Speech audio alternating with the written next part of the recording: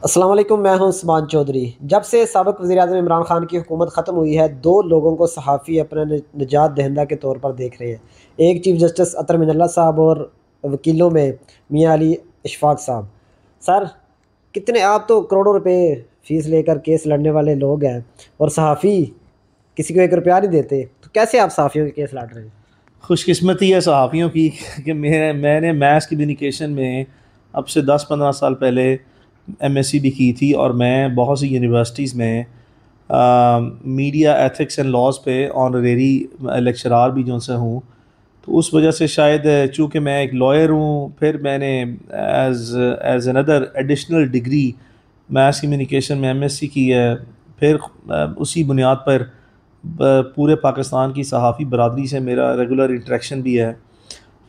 मेरे बहुत से कुलीग्स जो हैं वो एंकर पर्सन्स हैं, बहुत से कुलीग्स जो हैं वो इन्वेस्टिगेटिव रिपोर्टर्स हैं, वो एडवर्टाइजिंग एजेंसीज चला रहे हैं, वहीं रिपोर्टिंग भी जो सा कर रहे हैं, तो न्यूज़ कास्टर्स भी हैं। तो इससे बड़ा क्लोजली रिलेशनशिप है। बट नेवरदलेस 2016-17 से मैं कॉन्टीन्यूसली जर्नलिस्ट पाकिस्तान के डिफरेंट उनको मैं रिप्रेजेंट करता आ रहा हूँ।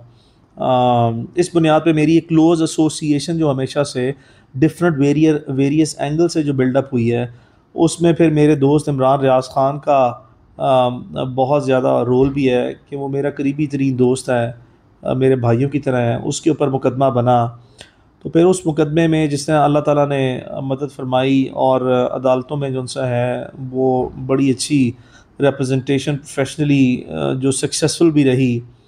उसमें एक they say and I quote more power comes with more responsibility.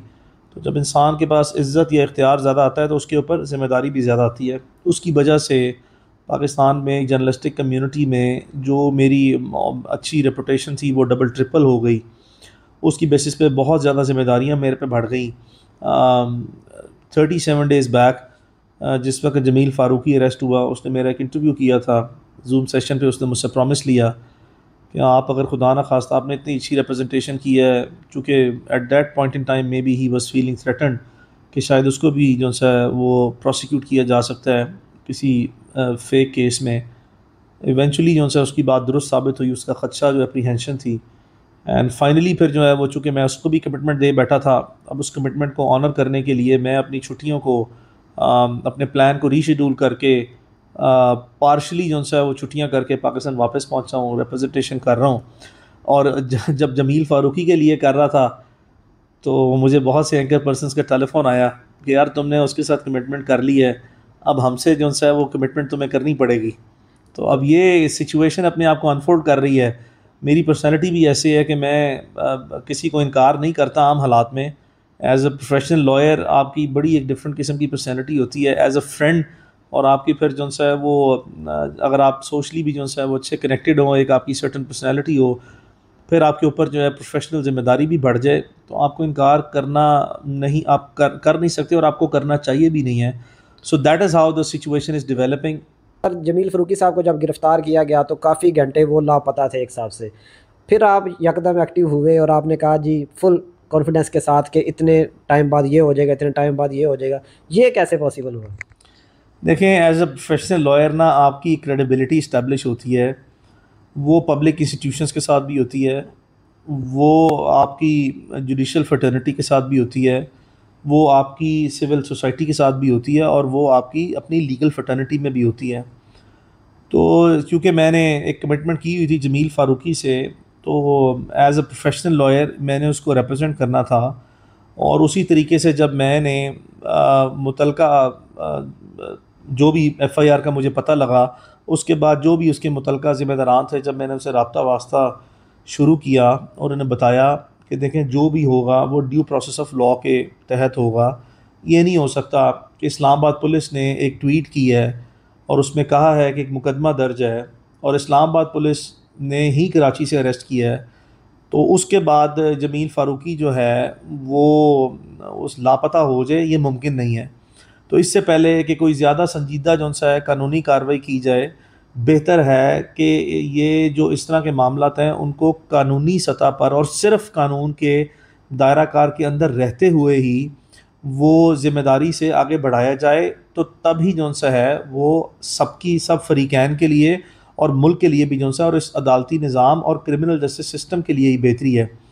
तो जो भी ज़िम्मेदारान है ये उनकी मेहरबानी है कि उन्होंने मेरी जो भी हम्बल सजेशंस थी या जो भी मैंने उनसे नोट्स एक्सचेंज किए उसकी बेसिस पे उन्होंने मेहरबानी की और फौरी तौर पर वो अदालती प्रोसेस के अंदर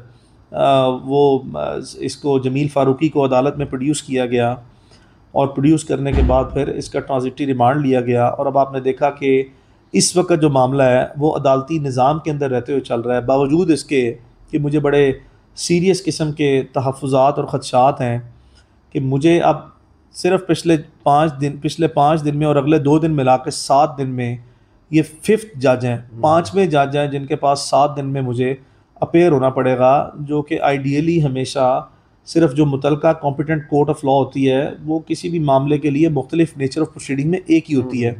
तो ये जो इनकन्सिस्टेंसीज आ रही हैं और जो बार बार जो हैं वो मुझे एक के बाद दूसरे ऑनरेबल जुडिशल ऑफिसर और फिर तीसरे और फिर चौथे और 5वें की तरफ जाना पड़ा है, इससे मैं ये समझता हूँ कि जो जमील फ़ारूकी को इंसाफ कानून की बुनियाद पर फौरी मिलना चाहिए था, इसमें ताख़ीरी हरबे एडमिनिस्ट्रेटिव मैनिपुलेशन के थ्रू वो जारी हैं। पहले इस्लामाबाद पुलिस की तरफ से, जिनको बहुत बाद में रियलाइज़ हुआ कि उनकी इतनी पब्लिक शेमिंग और नेमिंग हो चुकी है और उनकी डिग्निटी और इंटेग्रिटी जो है वो फॉरएवर कॉम्प्रोमाइज़ हो गई है as a institution Islamabad police. और उसके बाद फिर अब FIA जो सा है वही काम करना शुरू कर दिया है। तो ये कुछ डिलेज़ जो हैं वो आए हैं और बहरहाल मैं इत्मीनान में हूँ कि मामला जो है चूँकि अब अदालत में पेंडिंग है और इसका रिलीफ जो है वो मैं इंशाल्लाह as a student of law ये यकीनी तौर पर कह सकता हूँ कि if not very sooner but not very later, अगर बहुत जल्दी नहीं तो यकीनी तौर पर कह रहा हूँ कि ये ज़्यादा देर नहीं लगेगी, ये चंद दिन की बात है। इंशाल्लाह हम जमील फ़ारूकी को जो है वो अदालत से रिलीज़ कराने में इंशाल्लाह कानून की भरपूर काबिलियत से, लीगल उसके मटीरियल उसके ख़िलाफ़ कुछ नहीं है, to any stretch of imagination ये मुकदमा उसके ख़िलाफ़ ना बनता है, इसका स्कोप ऑलरेडी डिफाइंड है, इससे बाहर नहीं जाया जा सकता। हम उसको इंशाल्लाह रिलीज़ कराने में जल्दी कामयाब हो जाएंगे। जी बहुत शुक्रिया मियाँ अली इशफाक एडवोकेट साहब।